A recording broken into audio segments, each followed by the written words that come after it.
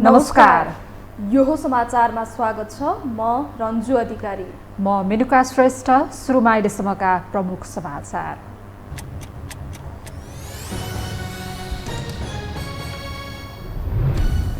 विश्वासको मत जुटाउन प्रधानमन्त्रीको दौडधुप तीव्र। गठबन्धनभित्रका दलहरू थप प्रतिबद्धताको खोजीमा। कांग्रेसलाई पनि फकाएर सर्वसम्मत हुने प्रयास जारी।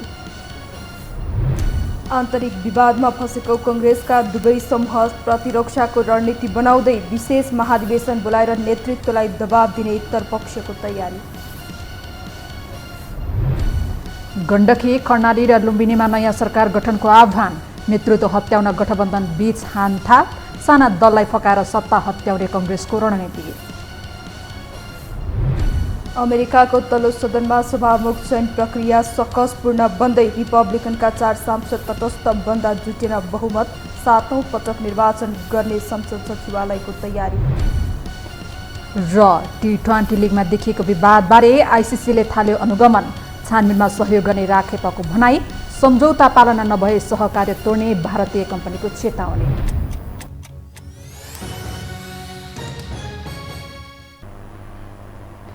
अब समाचार विस्तारमा। प्रधानमन्त्री पुष्पकमल दाहाल प्रचण्डले पुस 26 गते विश्वासको मत लिने तयारी गरेका छन्। तर सत्ता गठबन्धनमै आबद्ध दलहरूले विश्वासको मत दिने परिपक्व वातावरण बनेको छैन। फलत प्रचण्ड गठबन्धन मात्रै नभई कांग्रेससँग विश्वासको मत माग्न पुगिरहेका छन्। एक रिपोर्ट। पुस 26 मा विश्वासको मत लिने तयारी गरेका प्रधानमन्त्री पुष्पकमल दाहाल प्रचण्डले पहिला आफूले पाएर मात्रै दिने तयारी गरेका छन्। विश्वासको मत पाउँदिन कि भन्ने अविश्वासकै कारण सरकार विस्तारको काम रोकिएको छ। सरकारमा जान खुट्टो उचालेर बसेका दलहरू भने सरकारको साझा कार्यक्रममा आफ्ना माग सम्बोधनको प्रक्रियामा छन्। तथापि शुक्रबारसम्म न्यूनतम साझा कार्यक्रम सार्वजनिक गर्ने, पुस 26 मा विश्वासको मत लिने र सरकार विस्तार गर्ने तयारीमा गठबन्धन रहेको छ। अब त्यो न्यूनतम साझा कार्यक्रम सकिएपछि विश्वासको मत पछाडि नै सार्ने कुरा रहेको छ। त्यस पछाडिकै लागि त्यसो भए सरकार गठन हुने प्रदेशदेखि यहाँसम्मका विषयहरू कुन ढङ्गले लिएर जाने होला, कुन मन्त्रालयहरूमा कसरी कुन ढङ्गले अगाडि बढ्ने होला। हुन त मङ्सिर 4 को निर्वाचनपछि एमाले ओलीकै नेतृत्वमा सरकार बनाउन चाहन्थ्यो। तर सरकार बन्न नसके पनि ओलीकै हातमा सत्ताको गुती हुने गरी यति बेला प्रचण्ड प्रधानमन्त्री बनेका छन्। प्रधानमन्त्री बने लगत्तै शक्ति बाँडफाँड गर्न गठबन्धनसँग मात्रै होइन, गठबन्धनभित्रका दलसँग पनि उनको 1-to-1 वार्ता चलिरहेको छ। त्यति मात्र नभएर पूर्व सत्ता सहयात्री नेपाली कांग्रेसको संस्थापन र संस्थापन इतर समूहका नेताहरूसँग मत माग्न आफ्ना विश्वासिला पात्रलाई खटाएका छन्।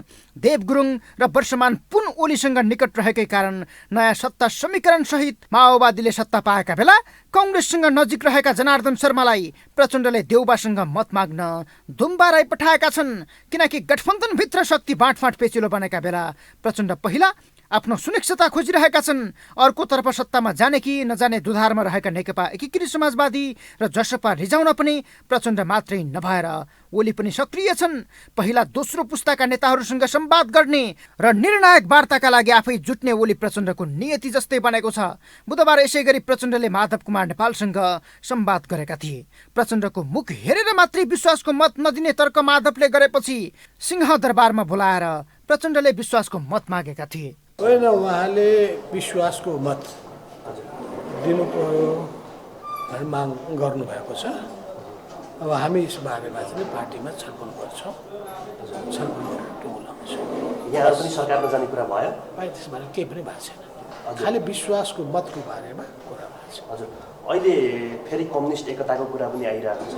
त्यो विषयमा अघि विषयमा हामी प्रवेश गर्दै गयौँ। हजुर, विश्वासको मत छोटो कुरा समयमा के कुरा हुन सक्छ? हजुर, विश्वासको मत दिनुहुन्छ यहाँले सरकारलाई? हाम्रो पार्टीमा छलफल गर्दै भएको छ। त्यसो त राष्ट्रपतिलाई लिखित रूपमै प्रस्ताव पठाउँदा दलहरूले गरेको हस्ताक्षरलाई हेर्ने हो भने प्रचण्डलाई विश्वासको मत पाउन कठिनाइ छैन।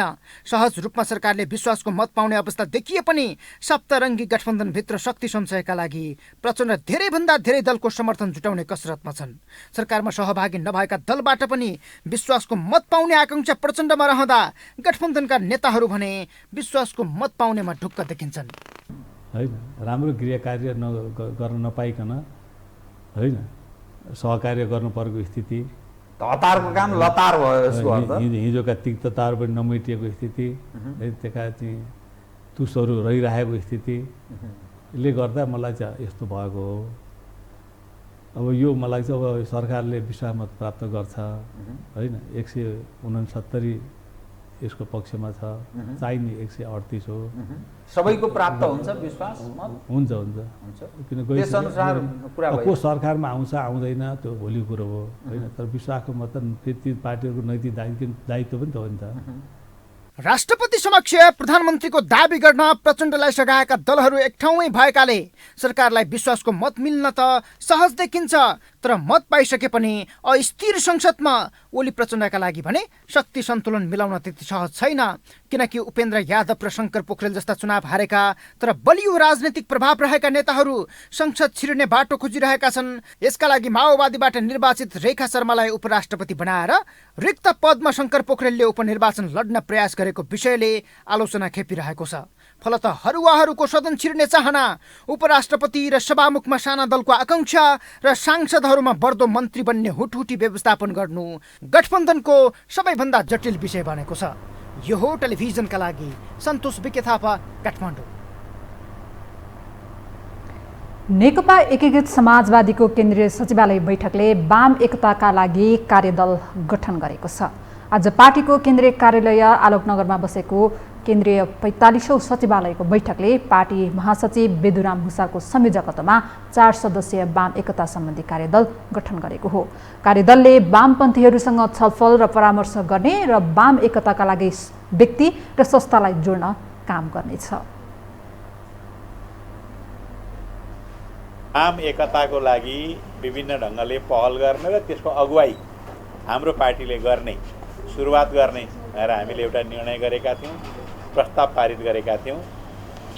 आज हामीले यसै विषयमा व्यापक छलफल गरेका छौँ र निर्णय गरेका छौँ। विगतमा हामीले बनाएको एउटा कमिटी थियो जसले 4-5 वटा कम्युनिस्ट पार्टीहरूलाई हाम्रो पार्टीभित्र समावेश गरेको थियो। हामी एकीकृत भएका थियौँ। समावेशभन्दा पनि हामी त्यो एकीकरणको अभियानलाई सँगै पुरा गर्ने जिम्मेवारी प्राप्त गरेको महासचिव कमरेड बेदुराम भुसालको नेतृत्वमा रहेको बेदुराम भुसाल, गङ्गालाल तुलाधर, प्रकाश ज्वाला र विजय पौडेल 4 सदस्यीय हाम्रो वाम एकता सम्बन्धी कार्यदल हामीले निर्माण गरेका छौँ। यस्तै बैठकले वर्तमान सरकारलाई समर्थन गर्ने वा नगर्ने भन्ने बारेमा औपचारिक प्रस्ताव नै सरकार पक्षका पार्टीहरूले नगरेको बताएको छ।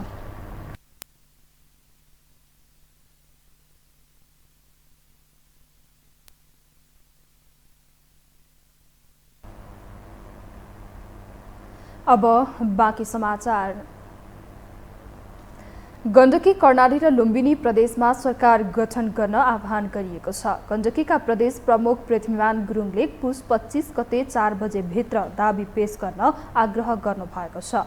यस्तै कर्णाली प्रदेश प्रमुख तिलक परियारले पुस 27 गते अपराह्न 5 बजे भित्र मुख्यमन्त्री नियुक्तिका लागि आह्वान गर्नु भएको छ। त्यसैगरी लुम्बिनी प्रदेशमा पनि पुस 27 गते बुधबार दिउँसो 4 बजेसम्म सरकार गठन गर्न प्रदेश प्रमुख अमिक शेरचनले आह्वान गर्नु भएको छ।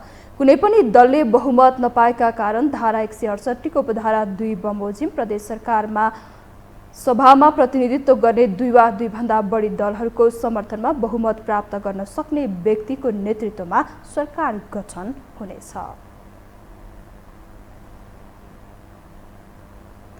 सत्तारूढ गठबन्धनका दलहरू सरकारको न्यूनतम साझा कार्यक्रम सार्वजनिक गर्ने अन्तिम कसरतमा छन्। गठबन्धनले देशको आर्थिक अवस्थालाई सुधार गर्ने विषयलाई जोड दिएर सरकारको न्यूनतम साझा कार्यक्रम ल्याउने भएको छ। एक रिपोर्ट।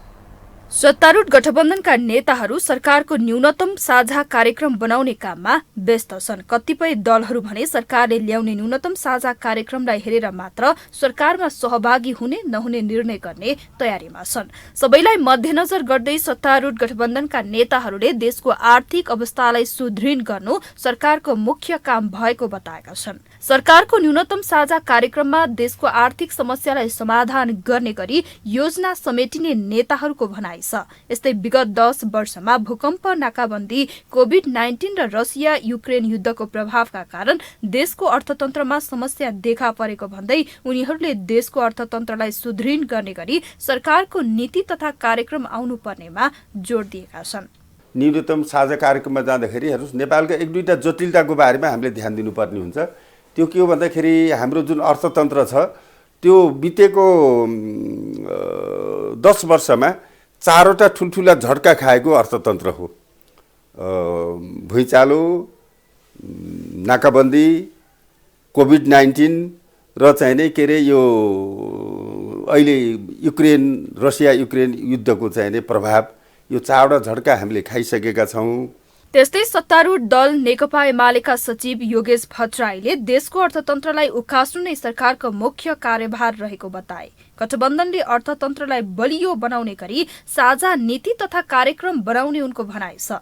उत्पादन क्षमतालाई वृद्धि गर्ने, राजस्व संकलनलाई लक्ष्य अनुरूप बनाउने, विकास खर्च र पुँजीगत खर्च बढाएर अर्थतन्त्रलाई सकारात्मक दिशातर्फ अगाडि बढाउनु पर्ने उनको भनाइ छ। नेपालको अर्थतन्त्र गम्भीर एउटा समस्यामा फँसिरहेको छ र यो अर्थतन्त्रलाई उकास्ने, त्यसमा मुख्य चाहिँ हामीले हाम्रो उत्पादनलाई वृद्धि गर्ने, उत्पादन क्षमतालाई वृद्धि गर्ने, राजस्व सङ्कलन लक्ष्य अनुसार भइरहेको छैन, त्यसलाई द्रुत गतिमा बढाउने, विकास खर्च बढाउने, पुँजीगत खर्च बढाउने र अहिले बजारमा देखिएको आर्थिक सङ्कटलाई समाधान गर्ने र आर्थिक स्थितिलाई सकारात्मक दिशामा अगाडि बढाउने। यता जनता समाजवादी पार्टी नेपालले भने वर्तमान सरकारलाई विश्वासको मत दिने भए पनि सरकारमा सामेल हुन् भन्ने शर्त तिर्स्याएको छ। जसपाले सरकारमा जानका लागि संवैधानिक पदहरूमा पनि आफूहरूलाई भागबण्डा गर्नुपर्ने माग राखेको छ। उसले राष्ट्रपतिदेखि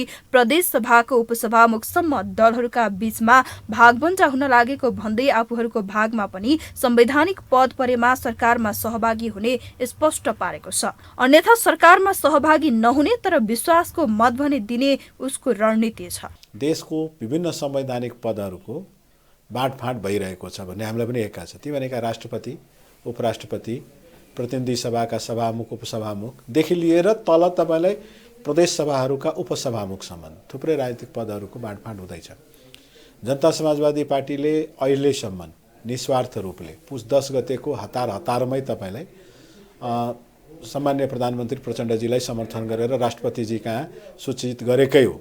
जसपाले संवैधानिक पदहरूको भागबण्डाको अलावा सरकारको न्यूनतम साझा कार्यक्रमलाई पनि कुर्ने भएको छ। यद्यपि जसपाले वर्तमान सत्तारूढ गठबन्धनको समीकरण हेर्दा आफूहरूलाई गणतन्त्र, धर्मनिरपेक्षता र संघीयताको सम्बन्धमा सरकारको धारणाप्रति आशंका गरेको छ। हामीसँग समाचार बाँकी नै छन्, अहिलेलाई विश्राम।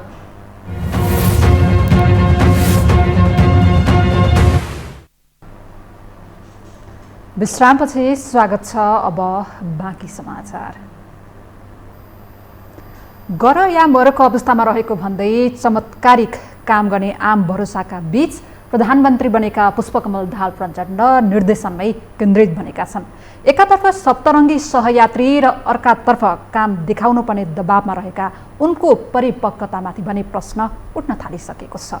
एक रिपोर्ट। पार्टीको बिग्रँदो अवस्था र शक्ति केन्द्रले विश्वास गर्न छोडेको महसुस गरेर पुष्पकमल दाहाल प्रचण्ड गर या मरकै अवस्थामा प्रधानमन्त्री बनेका छन्। परस्पर विरोधी शक्ति र पुराना दललाई सचेत गराउने उदाएको दललाई बोकेर हिँडेका उनी अहिले काम देखाउनै पर्ने बाध्यतामा छन्। उनको यही काम गर्ने मुड र सहयोग गर्ने आश्वासनका कारण राष्ट्रिय स्वतन्त्र पार्टीले सत्ता रोजेको बताउँदा प्रचण्डले पनि वर्तमान सरकारको लक्ष्य राम्रो काम गर्ने भएको बताउँदै आएका छन्। जनतालाई विश्वासमा लिएर सकारात्मक काम गर्नु नै सरकारको मुख्य कर्तव्य भएको बताउने उनले दुःख, मेहनत, त्याग र तपस्या जे गरेर भए पनि राम्रो गर्न नेता कार्यकर्तालाई पनि निर्देशन दिइरहेका छन्। आफूले उठाएका मुद्दाहरू सिङ्गो माओवादी पङ्क्तिले बिर्सिसकेको अनि यसैको सजाय स्वरूप लगभग बहुमत नजिक पुगेर केही सिटमा खुम्चिसकेको आजको यथार्थले पनि उनी यो पल्ट केही गरेर देखाउने दबावमा छन्। यसैको उपज उनी अहिले राप्रपाले माग गरेको राष्ट्रिय एकता दिवसको मुद्दा होस् कि मुख नै हेर्दिन भनेका एमालेसँग मिल्न होस् पछि परेका छैनन्। यस्तै पहिलो पटक प्रधानमन्त्री हुँदा सम्हालि नै नसकेर कहिले प्रधान सेनापति त कहिले पशुपति चलाउने उनी अहिले दौरा सुरुवालमा शपथ लिने अवस्थामा आइपुगेका छन्। जनताको धरतीले यथार्थ बुझ्ने नेता बन्नै नचाहेका उनी अहिले विष्णु पौडेल, नारायण काजी श्रेष्ठ र रवि लामिछाने रूपी 3 तबकालाई रफ्तारमा अघि बढाइरहेका छन्।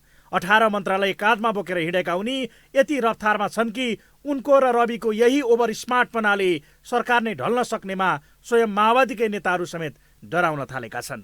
सबै प्रधानमन्त्रीदेखि लिएर मन्त्रीहरू सबैले शालीन हुनुहोस्, गाली नगर्नुहोस् होइन। त्यो यो कर्मचारी तन्त्र भने चाहिँ सबै भ्रष्ट मात्रै रहेछ, हामी मात्रै एकदम क्लिन भएर आएको भन्ने जस्तो सन्देश दिने गरी ओभर स्मार्टपना नदेखाउनुहोस्। 1.5 महिना जति बुझ्नुहोस् त्यहाँ के ल्याप्सेस रहेछ, के खराबी रहेछ, के सर्कुलेसन भएका रहेछन्, के कार्यान्वयन नभएका रहेछन्, कति चिज सकिने रहेछ, कति नसकिने रहेछ। कर्मचारीलाई मात्रै गाली गरेर त लाइन राखेनस् मात्रै भनेर हुन्छ त, त्यो एक्लै होला, अर्को मान्छे त्यो प्रक्रियामा नआएको होला। प्रधानमन्त्री भएपछि उनले यसअघिका सरकारको पालामा भएको केही निर्णय सच्याउन तत्काल नै निर्णय गरेका थिए। व्यक्तिगत प्रयोजनका साथै अर्को सेट मोबाइल ल्याउँदा भन्सार शुल्क लाग्ने निर्णयलाई तत्काल रोक्न शुक्रबार मात्र प्रचण्डले निर्देशन दिएका थिए भने शनिबार दुधको बढेको मूल्य फिर्ता गराउन पशुपक्षी मन्त्रालयका सचिवलाई बोलाएर निर्देशन दिएका थिए। तर भोलिपल्टै विदेशबाट आएका एकजनाको मोबाइल खोसिएको घटनाले उनलाई झस्काइदियो भने आफैले गरेको निर्णय विपरीत राहदानी विभागमा फर्म भर्ने काम नै बन्द भएको विषयले अर्को झस्का दियो। आम नागरिकका साना कुरा पनि सुन्न तत्पर छु भन्ने सन्देश दिनका लागि उनी कहिले सचिवको रिपोर्ट सुनिरहेका छन् भने कहिले काम नगरे कारवाही गर्ने चेतावनी नै दिइरहेका छन्। तर यही निर्देशन र कामबीचको उनको तारतम्यता नमिलेको छनक भने देखिन थालिसकेको छ। जुन तेस्रो पटक प्रधानमन्त्री बन्दा उनमा देखिनुपर्ने परिपक्वताको आशा विपरीत भएको टिप्पणी सुरु भएको छ। सकिएला, तर एउटा अनुभवी 2 पटक पूर्व प्रधानमन्त्री भइसकेको व्यक्ति आउँदा उसबाट चाहिँ अलिकति म्याच्युर्ड, अलिक परिपक्व निर्देशनको आशा गरिन्छ। किनभने त्यहाँभित्र त्यो जुत्ता लाउनेलाई मात्रै कहाँ घुट्छ भन्ने थाहा हुन्छ, कहाँ समस्या छ। उहाँलाई 2 पटक प्राइम मिनिस्टर हुँदा धेर थोर जानकारी भइसकेको हुनुपर्छ। मलाई सामान्य रूपमा भन्दाखेरि चाहिँ यति दिनभित्र यो गरेनौ भने अथवा यो लाइन समाप्त भएन भने म सचिवलाई कारवाही गर्छु भन्दाखेरि यो चाहिँ हाम्रो प्रशासनिक भाषामा के भन्छ यसलाई भने ब्युरोक्राट ब्यासिङ, कर्मचारी तर्साउने, बुली भिक्टिम सिन्ड्रोम भन्छ यसलाई। प्रचण्ड बिस्तारै पुष्पकमल बन्नेतर्फ उन्मुख छन्। आफ्नो राप्ता पिलाउँदै गएको बुझेका उनी त्यो फर्काउन जनताको काम नगरी नहुने बुझाइमा पुगेका छन्। कसैको बुई चढेर सत्ता यात्रा गर्ने यो अन्तिम पटक भएको बुझेका उनी आफैले उठाएका एजेन्डामा अरूले गरेको राइदाई बारेमा पनि जानकार छन्। एकातर्फ काङ्ग्रेस र अर्कातर्फ एमाले नै यो देशको 2 ध्रुव भएको प्रमाणित हुँदै जाँदा आफू कहाँ भन्ने चिन्ताले पनि उनलाई सताउन थालेको छ। यसैको परिपूर्तिका लागि केवल विज्ञापन नै सही, तरङ्ग ल्याइदिउँ न त भन्ने उनको सोच केवल निर्देशनले नै पुरा हुने छैन, जसको सङ्केत अहिले नै देखिसक्दा प्रचण्ड अझ संवेदनशील बन्न जरुरी छ। यो हो टेलिभिजनका लागि कुलचन्द्र विष्ट, काठमाडौँ। भिडन्तको अवस्थामा पुगेको कङ्ग्रेसको दुवै पक्ष तत्कालका लागि पछि हटेको छ। रक्षात्मक अवस्थामा पुगेका देउवा र प्रदेशमा देखिएको वर्चस्वले वारपारकै अवस्थामा पुग्ने आँट नगरेका दुवै पक्षले थप आन्तरिक रणनीतिमा आफूलाई केन्द्रित गरेका छन्। कङ्ग्रेसको अन्तर्कलह अब के संयमतातर्फ अघि बढेको हो त? एक रिपोर्ट। सत्ता गुमाएको काङ्ग्रेसमा एक समूहले अर्को समूहको उछितो काट्ने क्रम जारी छ। संस्थापन पक्षले गगनशेखर समूहको उछितो काट्दै गर्दा गगनशेखर समूह संस्थापन विरुद्ध खनिँदै आएको छ। जुन आरोप प्रत्यारोप सार्वजनिक रूपमै पनि प्रकट भइरहँदा इतर पक्ष काउन्टर दिने मुडमै छ। पछिल्लो परिस्थितिमा सभापति शेरबहादुर देउवालाई असक्षम घोषित गर्दै नेतृत्वबाट हटाउने सम्मका योजना संस्थापन इतरमा देखिएको छ। फलत यही अवसरको उपयोग गर्दै घेराबन्दी गर्दै लाने रणनीतिमा पनि शेखर गगन समूह अघि बढेको छ। तर यता संस्थापन पक्ष पनि कमजोर भएको नकार्न सक्ने स्थितिमा नभए पनि प्रतिकारकै वातावरण निर्माणमा तल्लिन्छ। यद्यपि गुटभित्रै देखिएको फरक मतले केही हच्किएका उनीहरू पहिले यसैलाई निकास दिने पक्षमा छन्। यसैको उपज इतर गुट भिड्ने मुडमा देखेपछि देउवा केन्द्रीय बैठक सारेर आफ्नो गुटको प्रदेश स्तरीय भेला गर्ने सोचमा पुगेका थिए। तर काउन्टरमा गठबन्धन टुटेको तथा चुनावी समीक्षा गर्न संस्थापन इतर समूहले आजकै लागि भेलाको तयारी गर्यो। नयाँ सत्ता समीकरण बनेपछि यसअघि नै इतर समूहका नेताहरू शेखर कोइराला, उपसभापति धनराज गुरुङ, महामन्त्री गगन थापा, सहमहामन्त्री दय जीवन परियार र बद्री पाण्डे, नेताहरू अर्जुन नरसिंह केसी, चन्द्र भण्डारी, मिनेन्द्र रिजाल, बलबहादुर केसी, रामकृष्ण यादव, सरिता प्रसाई लगायत बसेर छलफल गरेका थिए। उनीहरूले आजको बैठकमा चुनाव र गठबन्धनबारे केन्द्रीय समितिमा प्रस्तुत गर्ने एजेन्डा तय गर्ने तयारी गरेका थिए। आफ्नै गुटमा पनि पछिल्लो निर्णयको विरोध भइरहँदा इतर पक्षको यो तयारीले देउवालाई झस्काइदिएको छ। फलत संस्थापन तत्कालका लागि पछि हटेको हो। यो सामूहिक भेला संस्थापनको नाउँमा कुनै त्यस्तो चाहिँ भेला भएको छैन। अब कोही व्यक्तिगत रूपमा साथीभाइ भेट्छन्, त्यो बेग्लै कुरा हो। त्यस्तो चाहिँ हामीले नियोजित रूपमा कुनै चाहिँ भेलाहरू चाहिँ गरेका छैन। अरू साथीहरूले के गरिरहनु भएको छ तपाईँहरूले चाहिँ हेरिरहनु भएको होला। यसमा कुनै विज्ञप्ति निकालिरहनु पर्ने केही कुरै छैन।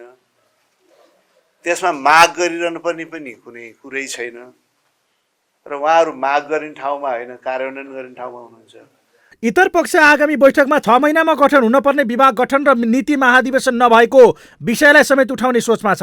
त्यस्तै लथालिङ्ग भातृ सङ्गठनको विषयमा पनि संस्थापनलाई पेल्ने तयारीमा शेखर पक्ष छ। यसको प्रश्न आफूतिर पनि तेर्सिने देखेकै कारण महामन्त्री गगन थापाले आसन्न केन्द्रीय समितिको बैठकमा विभाग गठनको प्रस्ताव ल्याउन देउवासँग आग्रह नै गरेका छन्। विभाग तथा भातृ संस्थाहरू गठन नहुँदा पार्टीलाई परिचालन गर्न कठिनाई भएको बताएका उनले केन्द्रीय समिति बैठक अघि नै भातृ सङ्गठनलाई पूर्णता दिने माग गरेका छन्। यता नरम देखिएका देवालले पनि यसअघि नै नेभी सङ्घका अध्यक्ष डुजाङ शेर्पालाई नेभी सङ्घको केन्द्रीय कार्य समितिको नाम इतर समूहका नेता डाक्टर शेखर कोइरालासँग भेटेर ल्याउन निर्देशन नै दिएका छन्। यस्तै अन्तर्घात गरेर तत्कालीन गठबन्धनका नेता हराउन लागि परेकालाई अब छुटको अवस्था बनेपछि काङ्ग्रेसकै नेताका हारमा भने समीक्षाको तयारी छ। आफ्नो सङ्गठन बलियो भएकै स्थानमा काङ्ग्रेस किन हार्यो भन्ने प्रश्न पनि अहिले व्यापक बन्दा यसले इतरलाई प्रहार गर्न सकिने बुझेको संस्थापन प्रदेशमा शेखर पक्षको घेराबन्दी फेल भएकोले पनि केही बलियो भएको महसुस गरिरहेको छ। यद्यपि कोइराला पक्षले भने केन्द्रीय समिति बैठक नै सर्दा जिल्लाबाट नेताहरू आउने समय पनि धकेलिएका कारण मात्र आफूहरू पछि हटेको बताउँछन्। अब देउवाले नै निर्णायक समाधान दिनुपर्ने बताउने उनीहरू अब नेतृत्व हस्तान्तरण नै गरेर भए पनि आम कार्यकर्तामा देखिएको नैराश्यता चिर्नुपर्ने माग गरिरहेका छन्। म देउबा भन्दिनँ, काङ्ग्रेसको केन्द्रीय सभापति र संसद दलको नेता जो हुनुहुन्छ, एउटा राजनीतिमा त्यहाँमाथि लोकतान्त्रिक नेतामा त्यसको नैतिक जिम्मेवारी लिने कर्म उहाँकै हुन्छ र समाधान पनि उहाँले पनि दिनुपर्छ। अब म एक्जिट भएर अभिभावकीय भूमिका आफ्नो जे जति चाहिँ मतलब जीवनका अनुभव छन् सबै कुरा चाहिँ सेयर गरेर सिकाउँदै बुझाउँदै तर अर्को पुस्तालाई ल अगाडि आऊ, सङ्गठन जोगाऊ, पार्टीको चाहिँ मतलब सिद्धान्त बचाऊ भनेर चाहिँ उनीहरूलाई अगाडि बढाइदिनु अथवा जिम्मेवारी चाहिँ मतलब बिसाउने सबभन्दा उपयुक्त डिसिजन हुन्छ। अहिले संस्थापन इतर पक्ष रक्षात्मक अवस्थामा रहे पनि नैतिकताको प्रश्नमा इतर पक्ष पनि छ। गुटको राजनीति गर्दिन भनेर महाधिवेशनमा 40% ल्याएको गुट र महामन्त्रीको राजनीतिक चरित्रमाथि पनि प्रश्न उठेको छ। त्यसो भन्दैमा देउवा गलत नै भएनन् भन्ने पक्षमा उनी पक्षकै एक हिस्सा तयार नहुँदा गर्जन नै गर्न सक्ने अवस्थामा भने देउवा पनि छैनन्। जहाँ सत्ता गुमाउनु नै सर्वस्व गुम्नु नभएको भाष्य निर्माणको प्रयास पनि भइरहेको छ। फलत सार्वजनिक रूपमै आरोप प्रत्यारोपमै उत्रिए पनि दुवै पक्ष अहिलेलाई संयमकी अवस्थामा देखिएका हुन्। जहाँ कसले फायर खोल्छ र त्यसको प्रतिकार गरौँ भन्ने मुडमै दुवै पक्ष रहेको छ। यदि त्यसो हुन नसके आगामी केन्द्रीय समिति बैठकमा निर्णायक धक्का दिने योजनामा दुवै समूह छन्। अब बाँकी समाचार। प्रचण्ड सरकारका विभागीय मन्त्रीहरूले प्रत्येक दिन नयाँ नयाँ निर्णय र निर्देशन दिन थालेका छन्। प्रधानमन्त्री र मन्त्रीहरूको सुरुवाती कदमले केही परिवर्तनको आशा जगाएको छ। एक रिपोर्ट। नयाँ सरकार गठन भएसँगै विभागीय जिम्मेवारी पाएका मन्त्रीहरूले जनतासँग प्रत्यक्ष सरकार राख्ने क्षेत्रबाटै काम गर्न सुरु गरेका छन्। प्रधानमन्त्री पुष्पकमल दाहाल प्रचण्डले नागरिकको दैनिकीसँग सरकार राख्ने विषयमा काम गर्न निर्देशन दिएसँगै मन्त्रीहरू सोही अनुरूप फिल्डमा खटिएका छन्। माथिको निर्देशन बमोजिम उपप्रधान तथा गृहमन्त्री रवि लामिछानेले पनि जनतासँग प्रत्यक्ष सरकार राख्ने विषयमा निर्णय र निर्देशन दिइरहेका छन्। त्यस्तै उपप्रधानमन्त्री विष्णु पौडेल अर्थ मन्त्रालयमा नियुक्त भएसँगै निरन्तर ओह्रालो लागिरहेको शेयर बजारको मूल्य पनि उकालो लाग्ने क्रममा छ। अर्का उपप्रधानमन्त्री एवं भौतिक पूर्वाधार मन्त्री नारायण काजी श्रेष्ठ त दिन बिराएर आफ्नो मातहतमा पर्ने निकायको स्थलगत अवलोकनमा व्यस्त छन्। मङ्गलबार मात्रै उपत्यकाका यातायात कार्यालय अनुगमन गर्न पुगेका मन्त्री श्रेष्ठ बिहिबार पनि काठमाडौँको सडक खाल्डाखुल्डी पुगेको निरीक्षण गर्न पुगे।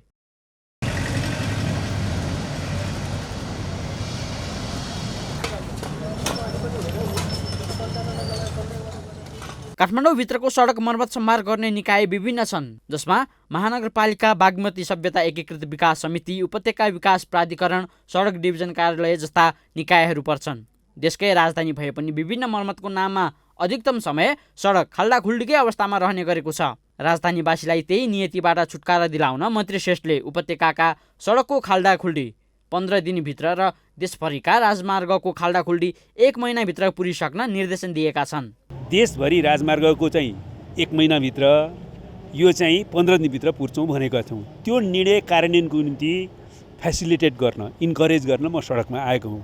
हाम्रा सबै सडक विभागका, त्यस अन्तर्गतका डिभिजनका, मर्मतका डिभिजनका साथीहरू काम गरिराख्नु भएको छ, तर त्यसलाई व्यवस्थित रूपमा हर हालतमा 15 दिनमा सक्नु पर्यो। निरन्तर काम गरिरहेको भए पनि मन्त्रीको आगमनले थप काम गर्न प्रोत्साहन मिल्ने डिभिजन कार्यालयका कर्मचारीहरू बताउँछन्। मेलम्चीको पानीदेखि विद्युत प्रसारणले गर्दा हिलाम्मे र धुलाम्मे हुने काठमाडौँको सडकमध्ये सडक डिभिजनले 300 किलोमिटर मात्र हेर्छ। तर पनि खाल्डाखुल्डी हुँदा सडक डिभिजनले नै गाली खानु परेको उनीहरूको भनाइ छ। यद्यपि मन्त्रीको निर्देशन अनुसार नै अगाडि बढ्ने योजनामा सडक डिभिजन कार्यालय छ। हामीले चाहिँ के छ भन्दा सडक डिभिजन काठमाडौँ अन्तर्गत रहेका समग्र सडकहरू कम्तीमा नि 80-90% चाहिँ सडकहरू पटोल फ्री नै छन्, खाल्डाखुल्डी छैन। किन भन्दा सडक त यहाँ धेरै निकायले सडक हेर्छन्, धेरै निकायले हेर्ने सडक भएको हुनाले जुन सडकमा खाल्डो परे पनि सडक विभाग भनिन्छ, तर धेरै निकायको आफ्नो आफ्नो सडक छ।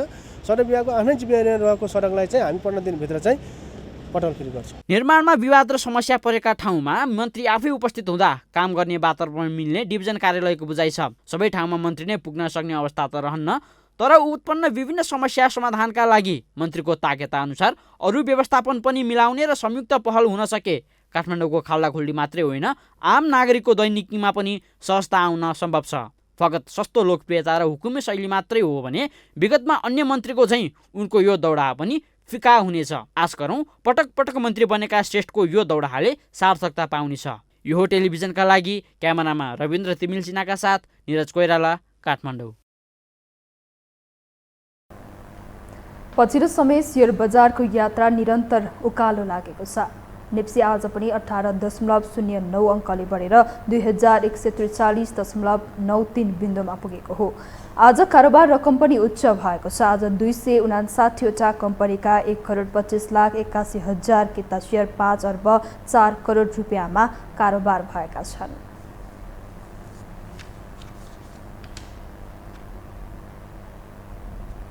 हामीसँग अन्तर्राष्ट्रिय र खेल समाचार बाँकी नै छन्। अहिलेलाई विश्राम।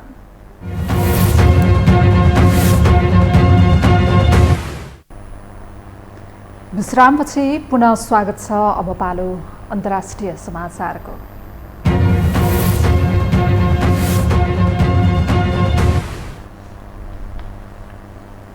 अमेरिकी संसदको तल्लो सदन हाउस अफ रिप्रेजेन्टेटिभमा सभामुख चयनको प्रक्रियामा सकस परेको छ। सदनमा सभामुख चयनका लागि 2 दिनमा 6 पटक निर्वाचन भइसकेको छ, तर पनि गाँठो अझैसम्म पुग्न सकेको छैन। सभामुखका आकाङ्क्षी रिपब्लिकन सांसद केभिन म्याकार्थीले चुनिन आवश्यक 218 मत पाउन सकेका छैनन्। संसदमा बहुमत प्राप्त रिपब्लिकनको 222 सांसद छन् भने डेमोक्रेट्सहरूको 212 सिट छ। रिपब्लिकनका 4 सांसदले आफ्नै पार्टीका उम्मेद्वार म्याकार्थीलाई भोट दिन मानेका छैनन्। रिपब्लिकन पार्टीका तर्फबाट फ्लोरिडाका सांसद बाइडन डोनाल्ड्सलाई सभामुखको रूपमा अघि सारिएको छ। यद्यपि म्याकार्थीले भने सहमतिको लागि वार्ता गर्न भन्दै बिहीबार मतदान नगराउन अपिल गरेका छन्।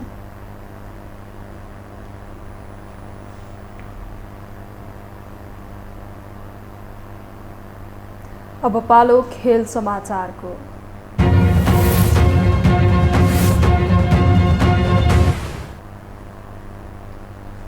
नेपाल टी20 लिगमा पछिल्लो समय देखिएको घटनाक्रमबारे बुझ्न आएको आइसिसी प्रतिनिधिले राष्ट्रिय खेलकुद परिषदका सदस्य सचिव टङ्कलाल घिसिङलाई भेट गरेको छ।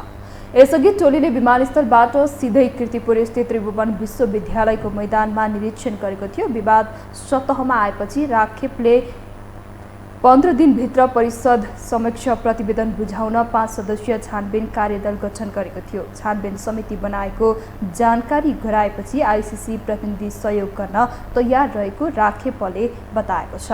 यस्तै नेपाल क्रिकेट सङ्घका अध्यक्ष चतुर बहादुर चन्दले 7-3 स्पोर्ट्स सङ्घको सम्झौता पूर्ण रूपमा कार्यान्वयन नभए आगामी सिजनका लागि सहकार्य टुट्ने बताएका छन्।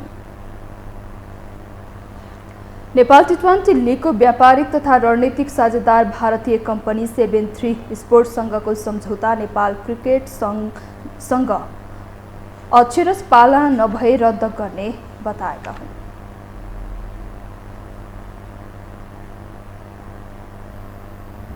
यससँगै हामी यो समाचारको अन्त्यमा आइपुगेका छौँ। बिदा हुनुअघि प्रमुख समाचार पुनः एकपटक।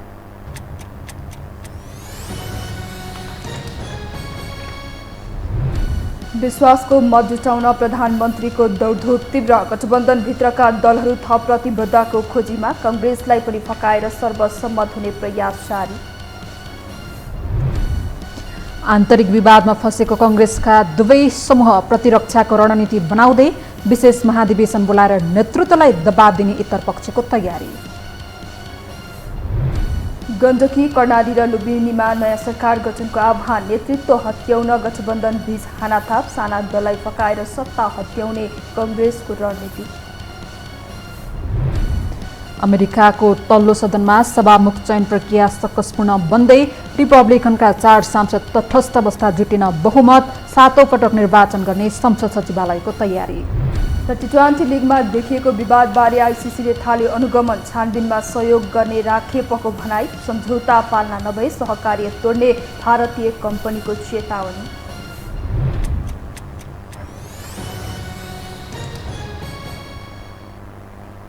हौस् त यो समाचार सकियो। समाचार बुलेटिनका साथै यो टेलिभिजनका सम्पूर्ण कार्यक्रम यो टेलिभिजन.com, यो खबर.com, युट्युब र फेसबुकमा पनि पढ्न र हेर्न सक्नुहुनेछ। मोबाइलमा यो टिभी एप डाउनलोड गरी हामीलाई प्रत्यक्ष हेर्न सक्नुहुनेछ। तथ्यसहितको निष्पक्ष समाचार तथा मनोरञ्जनका लागि हेर्दै रहनुहोला यो टेलिभिजन। नमस्कार।